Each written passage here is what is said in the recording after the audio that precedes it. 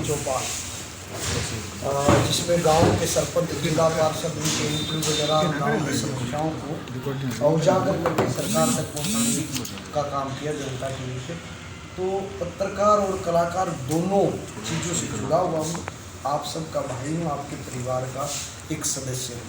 इसलिए तकरीबन बुरा साहब और बहुत से पत्रकार तो सीधे तौर पर जानते हैं कि मेरे गाने जिनको नहीं पता है इनसे बता दूँ, तकरीबन कई दर्जन सैकड़ों गाने हैं और उनमें सैकड़ों गानों में ऐसा है कि तकरीबन गाने मेरे, जैसे बॉलीवुड में धर्मपाजी की फिल्में है ना कि नुकसान ना हो प्रोड्यूसर को, तो देव कुमार देवा का हरियाणा में जितने भी गाने हैं, तो मेरी जितनी कंपनियां जिन्होंने मेरे गाने किए हैं, तो लगभग ऐसा हुआ किसी को नुकसान नहीं हुआ। इसलिए हरियाणा के जो स्टेजों के क्रैंकर लोग हैं, जो हरियाणा के लोग जो प्यार करते हैं, उन्हें हरियाणा का धर्मेंद्र का नाम मुझे मिला है।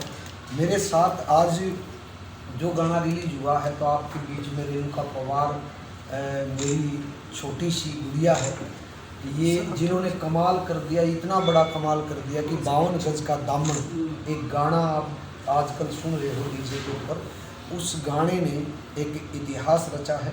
और आज बेस्ट विशेज ये छोटी सी गुड़िया मेरे जो एक्सपेरिमेंट जो हमने किया है, जो एक्सपेरिमेंट हरियाणा पंजाब को मिला के, उस एक्सपेरिमेंट को बधाई भी देने आई। तो आपका बहुत बहुत धन्यवाद पत्रकार साहिबान का। और जितना भी हो सके आप लोगों से यही रिक्वेस्ट है, जैसे पंजाब का मीडिया वहाँ के कलाकारों को एक कहते हैं कि पेज 3 की तरह निखार के लेके आता है। वहाँ इन हाउस जहाँ भी जैसे पंजाब केसरी या दैनिक जागरण है, तो किसी का एल्बम या फिल्म रिलीज़ होती है, तो वहाँ की स्टार कास्ट को बुला के उस दिन का कुछ छापा जाता है। तो मैं भी कई अखबार के संपादक हैं जो जीएम हैं, उनसे बात की थी, मैं सर ऐसा एक कार्यक्रम किया जाए कि हरियाणवी कल्चर को भी पेपर में एक अच्छी जगह, मीडिया में अच्छी जगह मिले, क्योंकि आज हरियाणा का जो कल्चर है वो लगभग जहाँ तक हिंदी भाषी लोग बसते हैं, आज हरियाणा के कलाकार इंग्लैंड में, ऑस्ट्रेलिया में, दुबई में और कई देशों में कार्यक्रम में बुलाए जाते हैं। जो पिछला तीज महोत्सव कोरोना के कारण मेरा एक प्रोग्राम कैंसिल हुआ, जो कि ऑस्ट्रेलिया में जो हरियाणा, पंजाब, यूपी, राजस्थान और बाहरी दिल्ली के जितने वहाँ के साथी हैं, उनका एक संगठन है, उस संगठन में बुलाने का काम किया उन्होंने, लेकिन कोरोना के कारण नहीं जा पाए। अगले साल वो कार्यक्रम तय है और बहुत से साथी कलाकार विदेश में अपने शोज लगा चुके हैं। तो हरियाणा आगे बढ़ रहा है। तो आप सबसे रिक्वेस्ट के तौर पे कहते हैं कि जहाँ भी हरियाणवी कलाकार मिले, उसका कुछ न कुछ 2 लाइनें ज़रूर छापें या दिखाएं। और ये जो एक्सपेरिमेंट जो आज प्रीमल सर ने इसमें बहुत सहयोग किया, मैं मिला कि मेरा एक ऐसा गाना आ रहा है जो हरियाणा पंजाब का कॉम्बो है। ये पहली बार इस नॉर्थ इंडिया में 2 संस्कृति का मिलन है। उस मिलन को लेके आ रहे हैं टी सीरीज अपना पंजाब पे, और उस मिलन को सर लेके आ रहे, तो सर ने कहा कि लॉन्च हम करेंगे। जिस दिन लॉन्च होगा तो लाखों की संख्या में इनके जो स्टूडेंट्स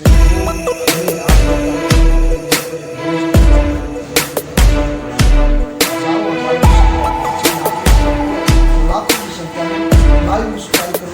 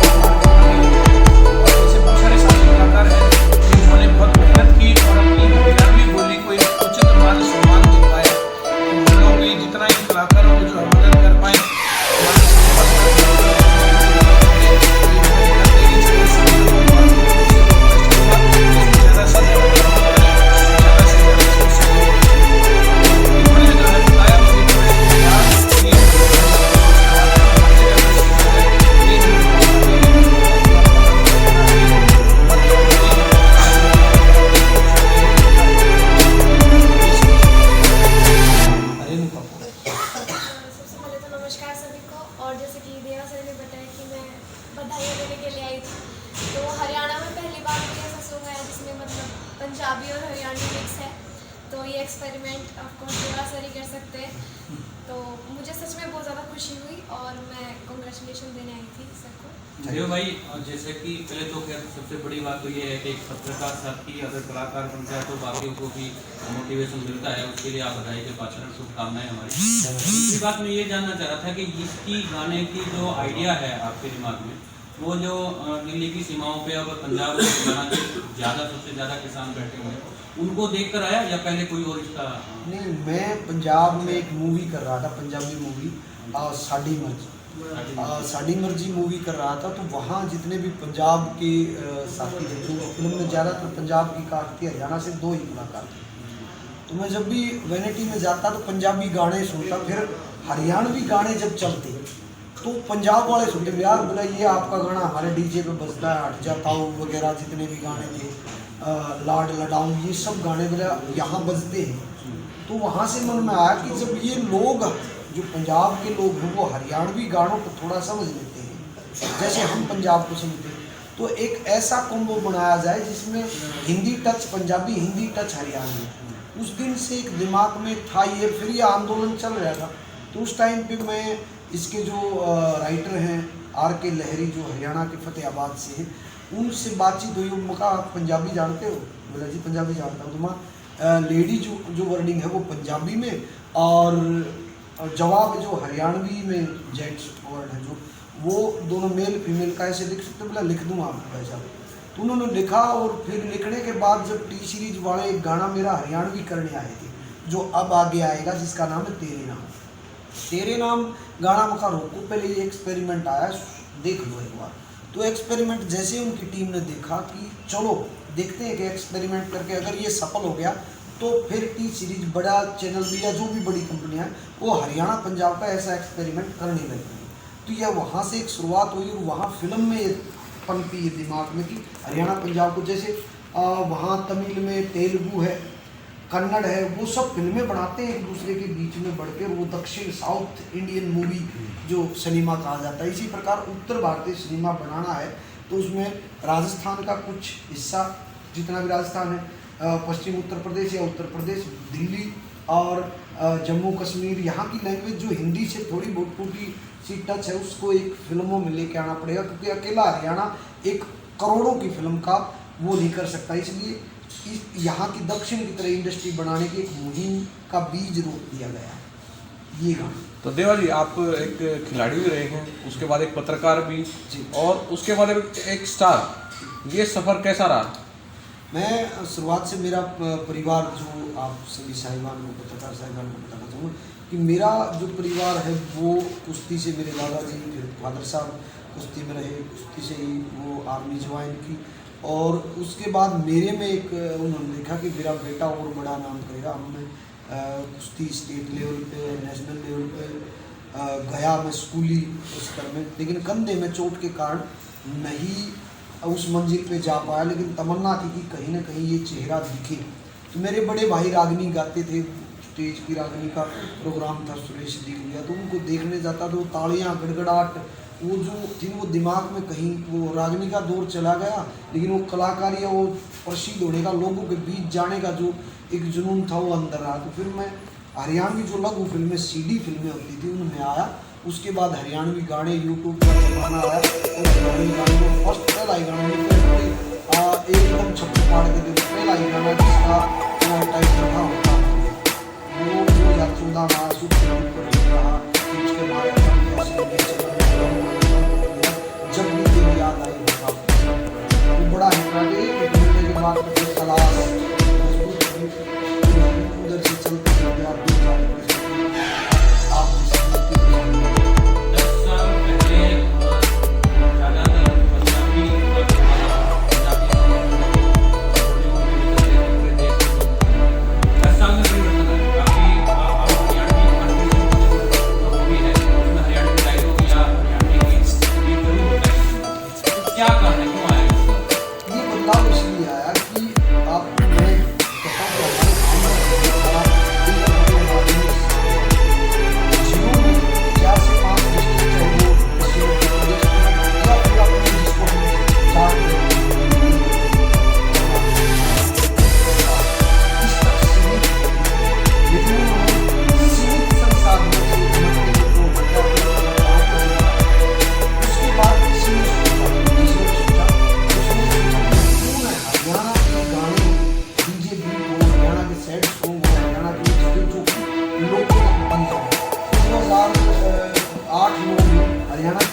पानी से जिसमें आग लगी। और एक नया एक्सपेरिमेंट आया कि हम पक्के साल के ऊपर इस चीज़ को करें।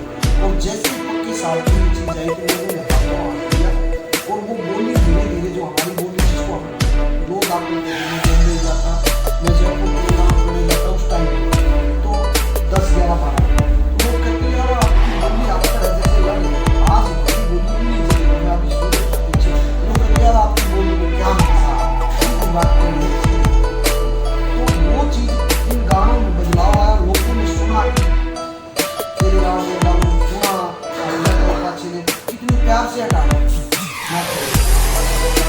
ये जो चीज़ें आई वो हमारे समझने के गानों में वही गानों उसको लेके आए उसको एक नए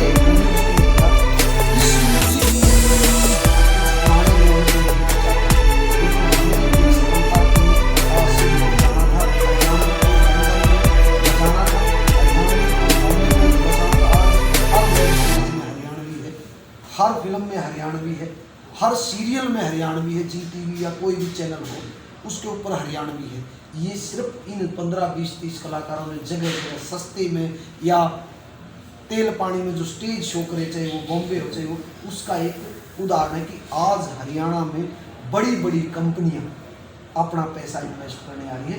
आज हरियाणा सरकार ने, आपके सवाल आगे भी आज का, हरियाणा सरकार ने एक फिल्म पॉलिसी बनाने पे मजबूर होना पड़ा क्योंकि हम बहुत लंबे समय से हमारे सीनियर कलाकार भी मांग करते रहे, लेकिन आज वो मांग पूरी हो चुकी है। जब भाई वेब सीरीज़ की बात करी आपने, वेब सीरीज में भी हरियाणवी है, फिल्म भी हरियाणवी है, सूत्रा तो पता लग गया कि आप भी जल्दी हरियाणवी वेब सीरीज लेकर आना की कोशिश कर रहे हो, उसके बारे में क्या कुछ अपडेट है?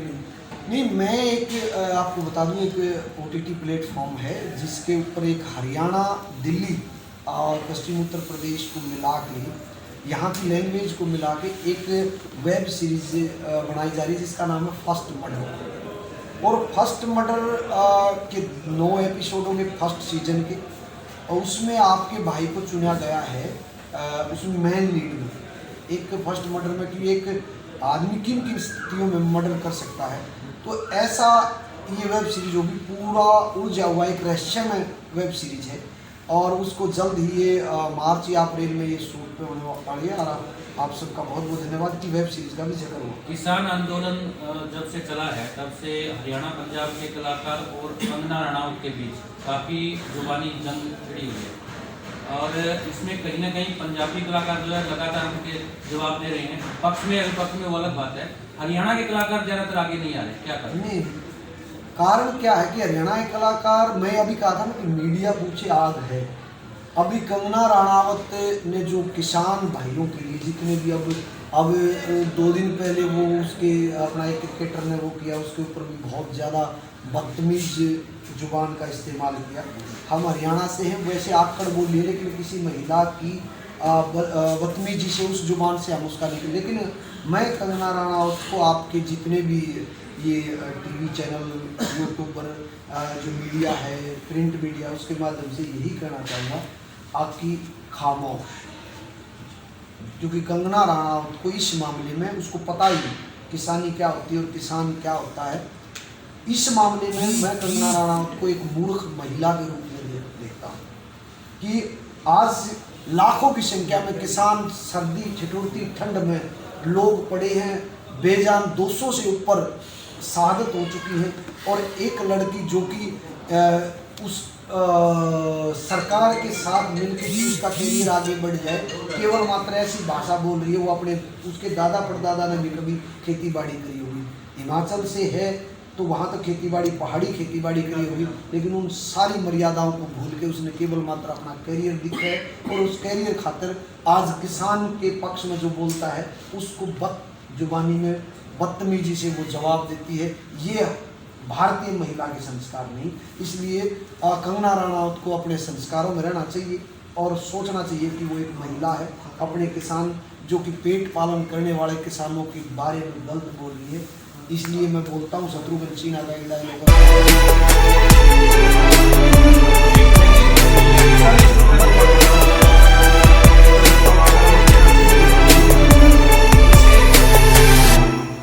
हमेशा 2 ग्रुप रहे हैं, एक शासक और एक शासित। जब अंग्रेज सरकार थी और भारत के लोग शासित थे, वैसे ही आज भारत सरकार और भारत के लोग शासित हैं। तो शासक और शासित के बीच में एक गैप हमेशा रहा है, और शासक और शासित के बीच में जो पुल होना चाहिए वो है नहीं, गैप है।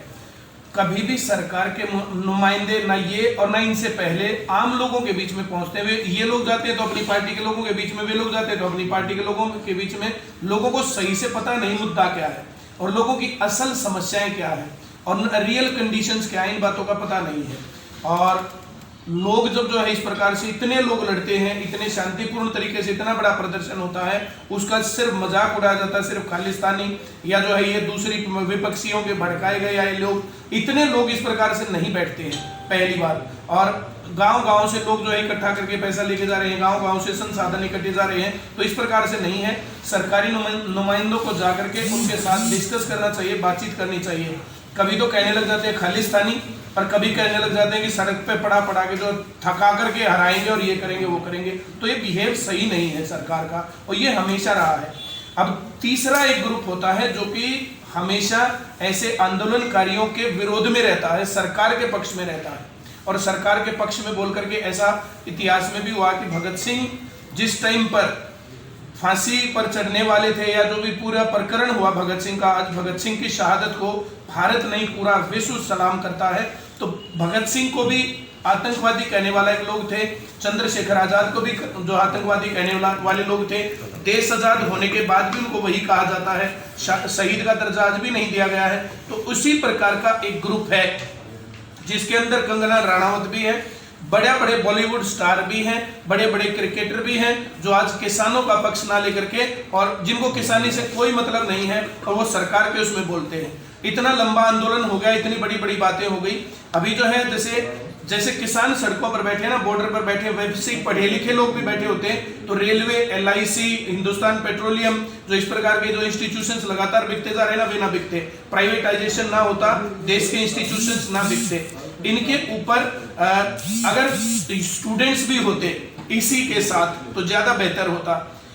माननीय प्रधानमंत्री जी के जन्मदिन के ऊपर राष्ट्रीय बेरोजगार दिवस मनाया गया, पूरी दुनिया में सबसे ज्यादा ट्वीट उसके ऊपर किए गए। उस टाइम पर किसी भी, ना तो फिल्मी स्टार ने, ना क्रिकेटर ने, ना किसी भी आदमी ने, और ना कंगना रनावत ने इनके पक्ष में कोई बात कही।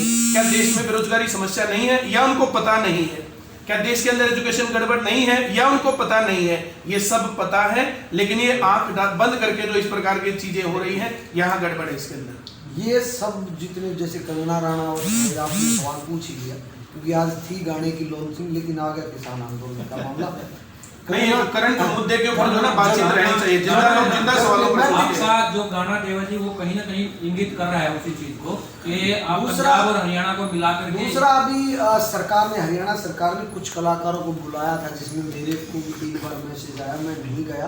कारण ये था कि मैं 2 महीने से लगातार कभी संगू बॉर्डर, तो कभी टीकरी बॉर्डर, कभी शाहजहाँपुर, कभी ढासा बॉर्डर में जाता रहा, लोगों को जागरूक करने के लिए। कुछ तो टेक्स्ट पे भी पहुंचा कि शांति पूर्वक जो हमारा हथियार है वो उसको बनाए रखना, टूट फूट ना हो, क्योंकि शांति का जो हथियार है वो सरकार को भी सोचने पर मजबूर कर देगा।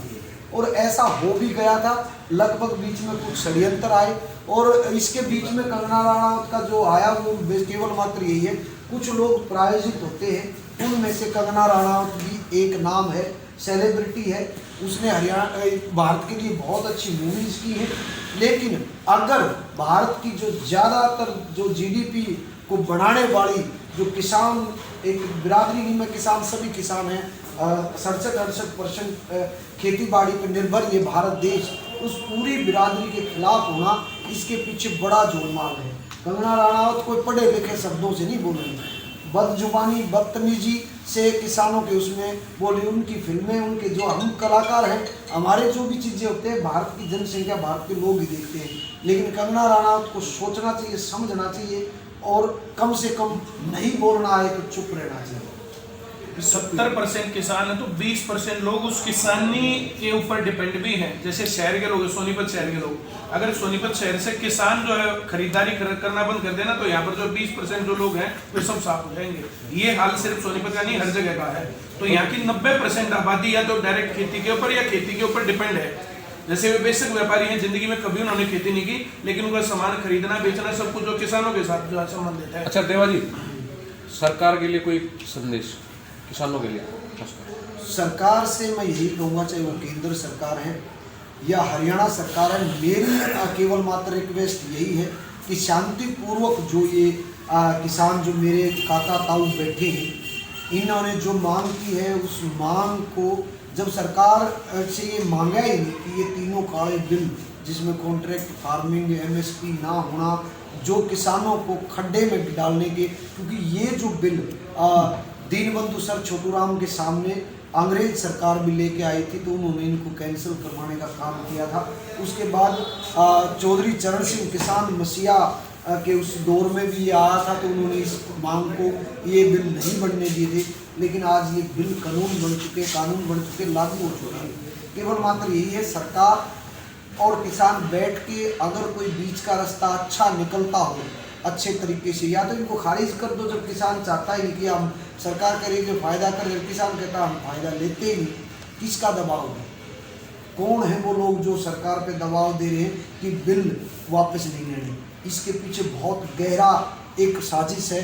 ये लगभग मुझे जितनी जानकारी है 35-40 लाख करोड़ का सालाना एक बिजनेस है, जो कि मंझला व्यापारी, किसान, छोटा जितना भी हो, तो वो एक 50-60% लोग जो इस व्यापार में सम्मिलित हैं, जिनके घर चूल्हे इसी व्यापार से चलते हैं, जो कृषि और सरकार की जो 4 एजेंसियां वही स्टॉक करती हैं। इस 35-40 लाख करोड़ के बिजनेस को किसी बड़े बिजनेस घरानों को देने के लिए मुझे लगता है कि सरकार ये बिल से वापस कदम नहीं हटा रही। अगर सरकार बिल कदम पीछे हटाती तो वो अपनी वोट बैंक को भी देखती, लेकिन वोट बैंक को भी धक्का करते हुए सरकार ने कुछ बिजनेसमैनों के कारण ये वापस नहीं लिए जा रहे, मुझे लगता है ऐसा है। अच्छा, आपके जैसे कि आपके गाने जो हैं बड़े फेमस हुए हैं जी, क्या इन गानों से कोई बदलाव लाने की कोशिश है? जी, मैं बदलाव तो आ चुका है, अब बदलाव का ये मान के चलिए, अब रंग देखना। हरियाणवी बोली का बहुत बड़ा एक बूम आने वाला है। हरियाणवी फिल्म इंडस्ट्री स्थापित होने वाली इंडस्ट्री उसी को कहते हैं, जिससे लोगों का रोजगार, लोगों का पेट पालन उस इंडस्ट्री से हो, उसके बालक बच्चे इस इंडस्ट्री में कलाकार जो काम कर रहे हैं उनकी पढ़ाई, शिक्षा, दीक्षा जो है उसी इंडस्ट्री से हो। अब तक इंडस्ट्री नहीं थी, आज हरियाणा में एक इंडस्ट्री बढ़ चुकी है और इसमें बहुत से पंजाब से, बहुत से मुंबई से भी। आज सुल्तान फिल्म, यही कारण है कि सलमान खान सुल्तान फिल्म बनाता हरियाणवी लैंग्वेज में, आमिर खान दंगल फिल्म बनाता हरियाणवी लैंग्वेज में, अनुष्का शर्मा NH10 बनाती है हरियाणवी लैंग्वेज में। ये इन गानों के कारण, इन गानों की बदौलत, और पिछले कई वर्षों से, कई सरकारों से, जो आने वाली पिछली सरकारों से हमने मांग करते रहे, चाहे वो कांग्रेस की सरकार थी, चाहे चौटाला जी की सरकार थी, कि हमारे कलाकार जाते रहे जी यहाँ फिल्म इंडस्ट्री स्थापित कर दो, लेकिन ऐसा नहीं हुआ। और आज एक हरियाणा का ऐसा माहौल बना कि सरकार ने एक पॉलिसी बनाई है, और मैं तो सरकार से, हरियाणा सरकार से खास तौर पर कहता हूँ कि इस पॉलिसी में भी ऐसा झोलमाल ना कर देना जैसे 3 कानून अच्छे तरीके से चले, और इस पॉलिसी से हरियाणा के कलाकारों को फायदा हो, हरियाणवी माँ बोली को फायदा हो, यही मैं चाहता हूँ सरकार। जी रेणुका जी, एक आखिरी सवाल मेरा, आपका भविष्य का टारगेट क्या है? मेरे को बॉलीवुड सिंगर बनना है और बॉलीवुड को हरियाणा रिप्रेजेंट करना है।